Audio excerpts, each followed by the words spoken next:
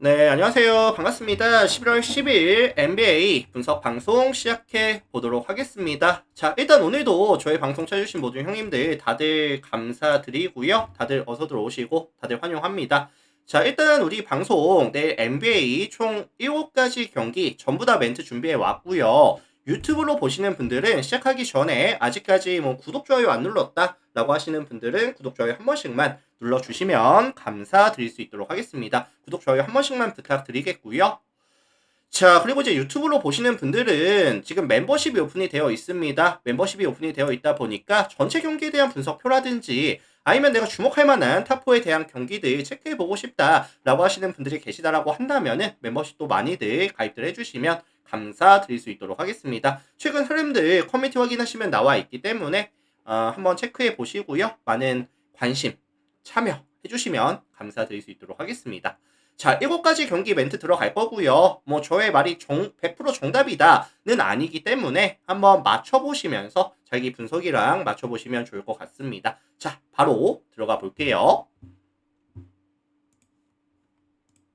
자, 첫 번째 경기는 미러키와 휴턴 경기 먼저 살펴볼 수 있도록 하겠습니다. 자, 일단 이 매치업은 아마 다득점에 대한 선수가 되게 높을 것으로 예상이 되고 있는 상황인데 양팀 다 지금 공격 코트에서의 강점이 명확하죠. 미러키 같은 경우에도 경기당 120.56득점씩을 가져가면서 리그 전체 8위에다가 오펜시브 레이팅 역시도 118.1 리그 전체 8위를 기록 중인 팀이고 미러키는 지금 빅맨 기반으로 가져가는 2대2 게임이라든지 아니면 스크린 활용해서 이제 외곽에서 조금 많은 공격 기회를 가져가는 모습을 또 많이 보여주고 있는 팀이거든요. 특히나 지금 미러키는 스팟업 자원들에 대한 최근에 효율이 되게 잘 나오고 있습니다. 스팟업 자원들 효율이 괜찮게 나오고 있는 상황이고 경기당 39.22개의 3점을 시도하면서 39.66%의 메이드 확률 전체 시도 11위 그 다음에 성공률 자체도 리그 전체 4위를 기록 중인 팀이기 때문에 외곽에서의 이런 효율이 되게 좋은 팀이거든요. 근데 사실 휴턴 같은 경우에는 조금 불안 요소가 뭐냐면은 주요 수비 전술이 뭐죠? 일단은 지역 방어 위주로 수비를 가져가고 있는 상황인데 생각보다 외곽에서의 상대의 3점을 허용하는 수비를 되게 많이 가져가거든요.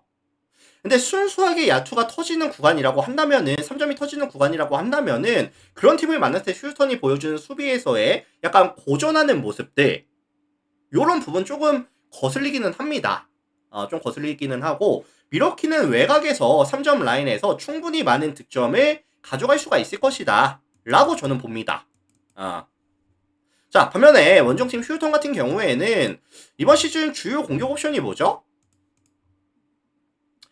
센군 활용한 포스트업이라든지 아니면 윙 자원들 커딩 들어간다든지 세컨 찬스 잡아주면서 이제 여러 번의 공격을 가져가 준다든지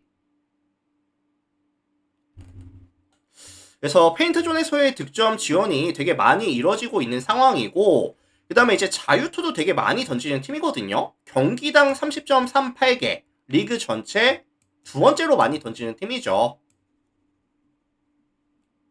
이거 사실 미러키 같은 경우에도 이번 시즌 위치 선점이라든지 미스매치 상황에서의 파울 관리에 대한 이런 부분들이라든지 파울에 대한 관리가 잘 안 되고 있다 보니까 조금 빠른 타이밍에 팀 파울에 걸리는 빈도수도 되게 많은 팀이거든요, 사실. 그래서 요거는 종합해 보면은 미러키는 이제 외곽에서 휴스턴은 이제 인사이드에서 자신들의 공격에서의 강점을 보여줄 수 있는 경기라는 생각이 많이 들고 있고요. 사실 누가 더 수비를 잘하냐 이런 싸움은 될 것 같지는 않아요, 사실. 그리고 휴턴이 원정에서는 실점률이 올라가는 부분도 존재를 하다 보니까 다득점에 대한 가능성에 대해서 언급을 조금 드려보도록 하겠습니다. 그래서 요거는 이제 승패는 사실 잘 모르겠고 이제 232.5 기준 했을 때 오버에 대한 가능성, 다득점에 대한 가능성을 말씀을 드려보도록 할게요. 참고하시고요.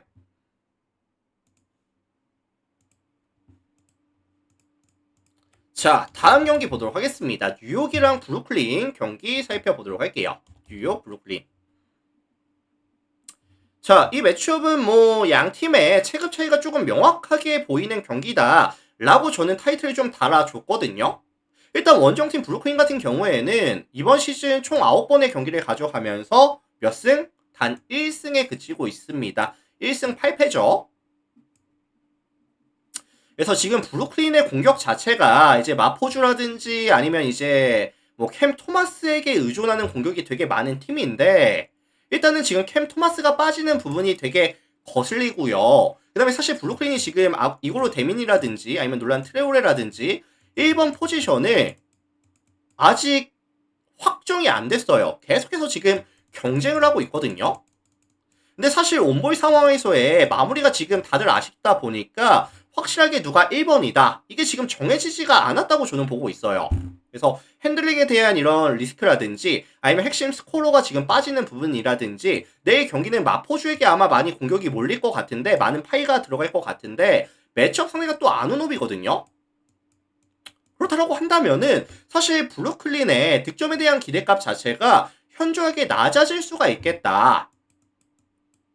저는 사실 내일 좀 냉정하게 봤을 때 브루클린 사실 세 자릿수 득점도 안 될 수도 있겠다라는 생각이 좀 많이 들었거든요. 뭐 물론 경기를 해봐야 알겠지만 아마 좀 공격이 되게 답답하게 흘러갈 가능성이 좀 높아 보입니다.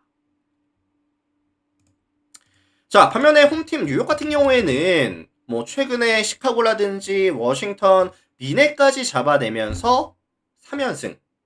흐름이 괜찮죠? 흐름이 괜찮은 상황이고, 그 중심에는 사실 타운스의 경기력이 많이 올라가고 있습니다. 이제 탑에서 드라이브 하면서 들어가서 뭐 외곽을 좀 노려준다든지, 아니면 미드레인지 노려준다든지, 아니면 직접 뭐 해결한다든지, 그 다음에 이제 브런슨 같은 경우에도 이제 핸들링 가져가면서 이제 스팟업 자원들 살려주는 이런 경기가 되게 잘 되고 있거든요. 그래서 뭐 스팟업 자원들의 효율도 잘 나오고 있는 상황이고, 벤치에서는 이제 뭐 하트라든지 아니면 뭐 맥브라이드라든지 이런 친구들이 다 슛감이 되게 좋거든요, 최근에. 그래서 실제로 이번 시즌 평균 대비했을 때 최근 5경기에서 훨씬 더 많은 득점을 가져가고 있고요. 뭐 이런 야투 자체도 외곽에서 40.48%, 최근 5경기 뭐 2점 라인에서도 더 높은 효율 보여주고 있다 보니까 사실 이 뉴욕의 화력을 브루클린이 따라가기가 좀 어렵다고 봐요. 화력이 좀 많이 모자랄 겁니다. 모자랄 거고, 그래서 저는 이거 좀 뉴욕의 승리라든지 아니면 뭐 일방적인 승리 가능성이라든지 아니면 좀 저득점에 대한 가능성까지 같이 좀 말씀을 드려보고 싶거든요. 그래서 뭐 뉴욕 승이라든지 15.5 마헨이라든지 아니면 230.5 기준했을 때 언더에 대한 가능성까지 같이 언급을 드려볼 수 있도록 하겠습니다. 참고해 주시면 될 것 같아요.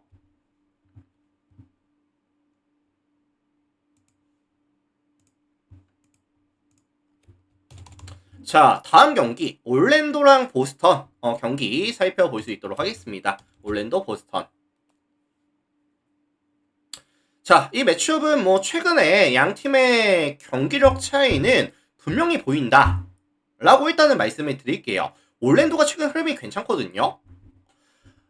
시즌 평균 대비했을 때 더욱더 많은 득점을 최근에 가져가고 있고요. 그 다음에 이제 실점률은 최근에 또 많이 줄어드는 모습을, 공격과 수비에서의 밸런스가 잘 맞아 들어가는 모습을 최근에 보여주고 있다 라고 보시면 될 것 같은데, 일단 이 공격에서는 데스먼드 베인이라든지 프란츠 와그너라든지 파울로 방케로라든지 같이 터져주고 있거든요. 베인, 와그너, 방케로가 같이 터져주고 있는 상황이고, 보스턴도 지금 2번, 3번, 4번 포지션을 보시면은 프리차드, 뭐 조시 미노, 그 다음에 브라운 이런 친구들로 2번, 3번, 4번이 구성이 되어 있기 때문에 이거 사이즈에서의 차이가 좀 많이 나거든요. 아마 올랜도는 1대1 상황에서 미스매치를 최대한 많이 이용해 줄 수 있다고 봐요.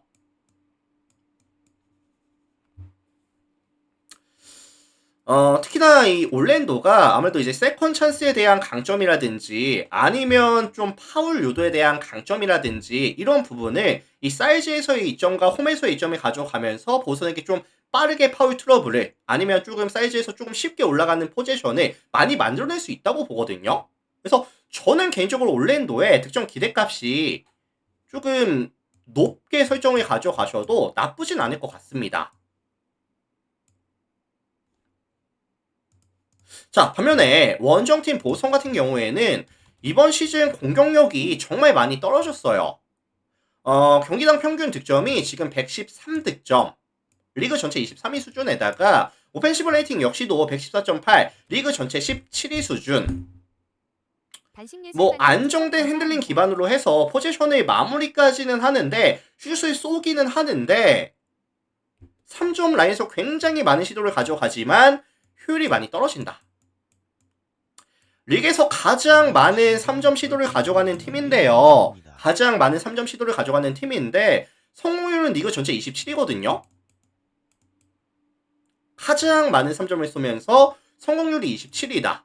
공격에 대한 효율이 좋을 수가 없습니다, 사실. 예.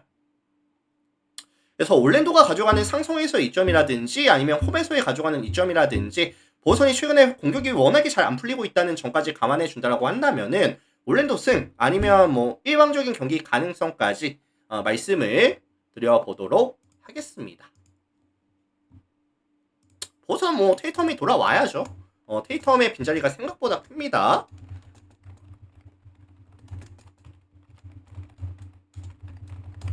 자, 참고하시고 다음 경기 들어갈게요.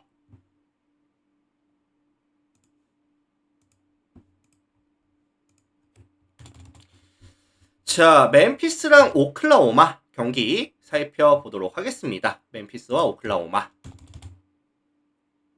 자, 이 두 팀은 이제 최근의 흐름이 좀 많이 달라요. 멤피스가 최근 5경기에서 이제 1승 4패를 기록하고 있는 반면에 오클라호마는 뭐 최근 5경기에서 4승 1패. 이번 시즌 전체적으로 봐도 9승 1패 기록하면서 승률이 지금 90%가 찍히고 있는 팀이거든요. 멤피스는 뭐 아쉬운 점이 명확합니다. 공격과 수비에서의 밸런스가 잘 맞지 않고 있어요. 경기당 평균 득점이 115.1득점에 실점이 119.1실점씩을 가져가면서 마진이 마이너스 지금 4가 찍히고 있거든요. 핵심 코어들이 지금 결정이 좀 장기화가 되다 보니까 주전들의 약간 체력적인 좀 이슈 같은 경우에도 수면 위로 올라오고 있는 상황이라고 보여지고 있는 상황이고, 이거 사실 가장 많은 공격 파일을 가져가는 이 모란트가 또 많이 부진하거든요, 이번 시즌. 이번 시즌 자 모란트가 야투가 정확하게 37.9%. 가장 많은 공격 파일을 가져가는 모란트가 37.9%, 3점 성공률이 아니라 피드골입니다. 37.9가. 그러다 보니까 공격 효율이 떨어질 수밖에 없죠. 떨어질 수밖에 없는 상황이고, 그리고 이제 오클라호마는 또 이번 시즌의 강점이 뭐냐면은 림 프로텍팅 능력이 괜찮아요. 이번 시즌 2점 허용률이 46.3%, 리그 전체 1위입니다. 그래서 저는 이 멤피스가 화력에서의 반등을 보여주기는 조금 어렵다. 일단은 시즌 평균 대비했을 때 최근에 득점에 대한 지원이 줄어들고 있는 추세에다가 오클라호마를 만나는 상황이라고 한다면은 득점에 대한 기대값을 조금 냉정하게 낮게 잡아주는 것도 나쁘지 않아 보입니다, 저는. 자, 반면에 원정팀 오클라호마 볼게요. 이번 시즌 샤이 기저스가 경기당 평균 가져가는 스탯이 33득점, 그 다음에 5리바, 그 다음에 6어시 기록하고 있는 상황인데 필드골 성공률이 52.3이거든요. 이 에이스에 대한 밸류 대결에서 샤이 기저스가 훨씬 더 우위에 있다고 봐요. 최근의 흐름을 봤을 때는 훨씬 더 우위에 있다고 보고 있는 상황이고, 그 다음에 지금 오클라호마 같은 경우에는 이런 스팟업 자원들에 대한 밸류 자체도 오클이 더 낫다라고 저는 생각을 하거든요. 그래서 요거는 오클이 원정에서 가져가는 경기이기는 하지만 오클 승 아니면 좀 일방적인 경기 가능성, 오클이 뭐 내 포지션 이상으로는 경기를 좀 만들어줄 수 있지 않을까라고 기대를 하고 있는 상황이고, 약간 저득점에 대한 가능성까지 멤피스의 득점 기대값을 높게 잡아줄 수 없다라고 한다면은 저득점에 대한 기대값까지 같이 봐주셔도 나쁘진 않을 것 같습니다. 그래서 저는 이거 뭐 오클라호마 이제 승이라든지 아니면은 뭐 10.5 마인이라든지 아니면 뭐 234.5 기준 했을 때 언더에 대한 가능성까지 참고해 주시면 될 것 같고요. 다만 오클라호마가 조금 이제 거슬리는 게 파울 관리가 조금 안 되고는 있거든요. 그게 조금 거슬리기는 하는데 멤피스의 최근 야투를 감안해 본다라고 한다면은 그것도 좀 이겨낼 것 같기는 해요.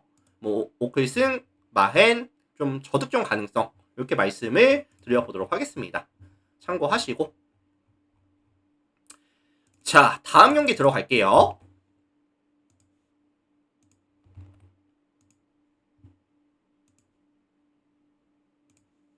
자 다음 경기 보도록 하겠습니다.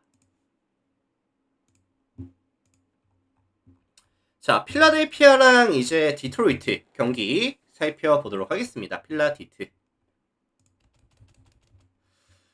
우선 홈팀 이제 필라델피아가 오늘 홈에서 토론토를 만나서 승리를 가져왔거든요. 다만 오늘 필라델피아가 되게 빠른 템포의 속도전을 가져갔었고요. 그러니까 빠른 템포의 이제 속도전을 가져갔었고 맥시가 되게 오래 뛰었어요. 맥시가 오늘 42.39초 42분 39초를 뛰었었고 그 다음에 뭐 켈리 우브레라든지 아니면은 뭐 에드지컴이라든지 얘네들도 지금 30분 중반 이상씩을 뛰었거든요. 뛰었고 그 다음에 내일 아마 엔비드가 안 나올 겁니다. 엔비드가 지금 이번 시즌 경기력이 나쁘지는 않은데 부상 이슈가 있다 보니까 좀 관리를 많이 해주고 있거든요. 그래서 아마 백투백에 있어서는 출전을 안 할 가능성이 되게 높다고 봅니다. 그럼 결국에 문제가 뭐냐면은 디트로이트는 이번 시즌 프런트에서의 경쟁력이 굉장히 좋은 팀이고 내일도 사실 두렌이라든지 아니면 폴 리드가 가져가는 이런 5번 포지션에 대해서 밸류가 되게 높은 팀이거든요. 그래서 커닝햄과 두렌이 가져가는 2대2 게임이라든지 거기서 파생되는 이제 뭐 로빈슨, 탐슨, 홀란드의 슈팅 기회라든지 이 디트로이트의 화력을 필라델피아가 막기에는 조금 버거워 보인다. 엔비드가 없다라고 한다면은 버거워 보이는 상황이고 저는 그렇게 생각을 해요. 필라델피아가 오늘 체력 소모가 되게 많았었다 보니까 공격과 수비에서의 밸런스를 맞추기는 조금 어려울 것입니다. 결국에 이 수비로 경기를 가져갔을 때는 사실 답이 없어 보이고요. 공격으로 좀 경기를 풀어갈 가능성이 높아 보이는데 디트로이트가 사실 외곽에서 3점 라인에서 수비를 그렇게 타이트하게 가져가는 팀은 아니거든요. 그래서 순수하게 외곽이 좀 터져준다. 3점이 터져준다. 맥시라든지 에드지컴이라든지 우브레가 좀 터져준다라고 한다면은 화력으로 비벼볼 만한 경기가 나올 것 같기는 해요. 그래서 이거 종합해 보면은 저는 접전 다득점을 좀 말씀을 드려보고 싶거든요. 필라델피아의 3.5 플랜이라든지 아니면은 233.5 기준 했을 때 오버에 대한 가능성까지 언급을 드려볼 수 있도록 하겠습니다. 참고하시면 될 것 같고요. 자, 다음 경기 넘어갈게요.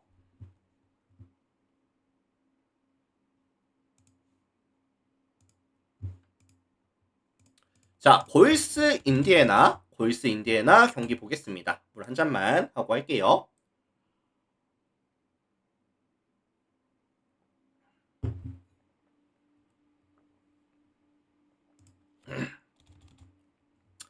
자, 이 매치업은 이제 골스에 대한 선호도가 조금 높겠죠? 골스에 대한 선호도가 높을 수밖에 없을 것 같고 이번 시즌 골스는 홈에서 경기를 가져갔을 때는 4번의 경기 가져가서 4번 다 이겼어요. 특히나 평균 121득점에 108.87점씩을 가져가면서 홈에서 가져가는 평균 마진이 플러스 12.2였습니다. 그러니까 경기를 이긴 것도 이긴 거였는데 압도적인 경기 차이로 점수 차이로 이기는 경기가 많았었다 라고 보시면 될 것 같거든요. 사실 내일도 커리가 GTD에 걸려있는 상황이기는 하지만 지미 버틀러라든지 드레이먼드 그린이라든지 컨트롤 타워로서의 역할을 해줄 수 있는 자원들은 분명히 존재하는 상황이고 이번 시즌 골스가 이 벤치 구간에서의 이런 뭐 뎁스라든지 밸류도 정말 괜찮은 팀이거든요. 그러다 보니까 인디애나 정도의 수비를 상대로 한다면은 내일 골스가 홈에서 가져가는 경기라고 한다면은 충분히 많은 득점을 뽑아줄 수가 있다고 봅니다, 저는. 자, 반면에 원정팀 인디애나 같은 경우에는 오늘 덴버 원정에 가서 17점 패배를 당하고 왔거든요. 뭐 시아캄이라든지 네마드가 33분 정도를 뛰어주면서 출전 시간에 대한 관리가 됐던 것도 아니었고요. 백투백 원정에서 이동 거리까지 생각을 해준다라고 한다면은 체력적인 이슈가 있을 수밖에 없다. 얇아진 뎁스도 거슬리고 체력적인 이슈가 있을 수밖에 없다고 저는 보거든요. 그래서 사실 골스의 화력을 인디애나가 원정에서 따라가기에는 쉽지 않은 경기가 될 가능성이 굉장히 높아 보인다 라는 말씀을 전해드려 보도록 하겠습니다. 그래서 요거는 이제 골스 승이라든지 아니면 12.5 기준 했을 때 마인에 대한 가능성을 언급을 드려보도록 하겠습니다. 참고하시면 될 것 같고요. 다음 경기 넘어갈게요.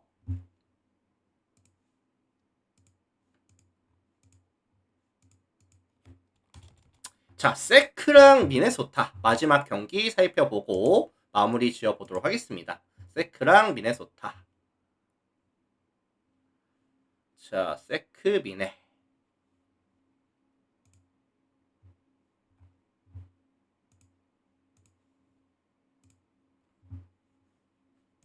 자, 이 매치업은 조금 심플하게 말씀을 드려도 괜찮을 것 같은데 홈팀 세크라멘토의 가장 큰 이슈는 뭐죠, 사실?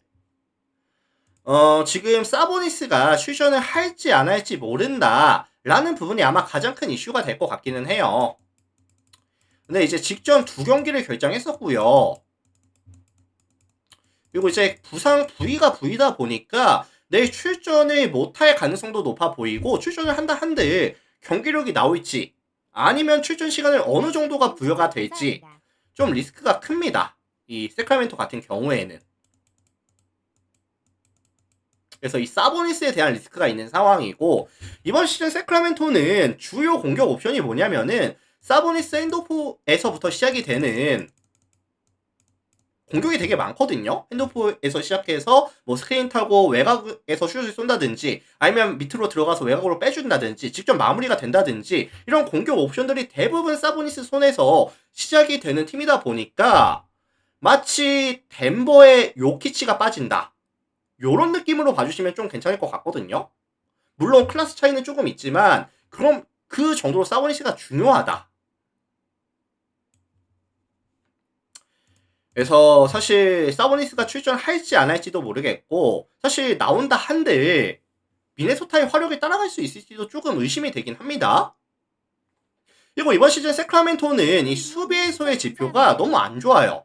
경기당 평균 실점이 121.67 실점, 리그 전체 28위 수준에다가 디펜시브 레이팅 역시도 119.2, 리그 전체 27위 수준. 이 4번과 5번이 가져가는 수비에서의 리스크라든지 최근에 실점률이 점점 더 상승하고 있다는 부분들 아쉽죠? 수비가 안 될 거고 공격도 좀 답답할 가능성이 있다. 전체적으로 오픈 찬스를 너무 많이 줍니다. 상대에게 쉬운 슈팅 찬스를 되게 많이 줘요. 세크라멘토가. 자, 반면에 원정팀 미네소타. 미네소타 살펴보자면은 공수 밸런스가 괜찮거든요. 이거 최근에 이 미네소타는 최근 5경기 보시면은 3점 야투가 미쳤습니다. 경기당 35.4개의 3점을 시도하면서 46.34%의 메이드 확률. 2점 야투가 58.8909%의 확률. 그래서 에드워즈라는 랜드리라는 확실한 에이스들이 존재하고요. 이제 스팟업 자원들, 뭐 맥다니엘스라든지 벤치에서는 뭐 이제 셰넌이라든지 나즈 리드라든지 최근에 하이랜드도 괜찮죠. 하이랜드라든지. 그래서 계속해서 지금 득점에 대한 볼륨이 유지가 되고 있습니다. 뭐 베스트 5라든지 벤치 구간이라든지 1쿼터부터 4쿼터까지 득점 볼륨이 괜찮아요. 그래서 사실 저는 그렇게 생각을 해요. 냉정하게 지금 사보니스가 출전을 하든 안 하든 미네소타의 화력을 세크라멘토가 따라갈 수 있겠느냐. 쉽지 않아 보인다는 거죠. 그래서 저는 이거 미네 승리라든지 아니면 좀 일방적인 경기 가능성이라든지 아니면 저득점에 대한 경기 가능성까지 같이 언급을 드려보도록 하겠습니다. 그래서 요거 이제 미네 승에다가 5.5 마헨이라든지 아니면 235.5 기준 했을 때 언더에 대한 가능성까지 같이 언급을 드려보도록 하겠습니다. 이렇게 보시면 될 것 같고요. 자, 일단 오늘도 저희 방송 찾아주신 모든 형님들 다들 감사드리고, 일단은 유튜브로 보시는 분들은 나가시기 전에 구독, 그 다음에 이제 좋아요 안 하신 분들 있으시면은 구독, 좋아요 한 번씩만 눌러주시면 감사 드릴 수 있도록 하겠습니다. 구독, 좋아요 한 번씩만 눌러주시고요. 자, 어쨌든 오늘 분석 멘트는 여기까지 해서 마무리를 지어보도록 하겠습니다. 다들 고생 많으셨고요. 한 주 고생 많으셨고, 신조일님 추천 저는 감사합니다. 이제 내일 다시 찾아뵙도록 하겠습니다. 유튜브 형님들 다들 감사드립니다. 마무리할게요. 몽환핑님 추천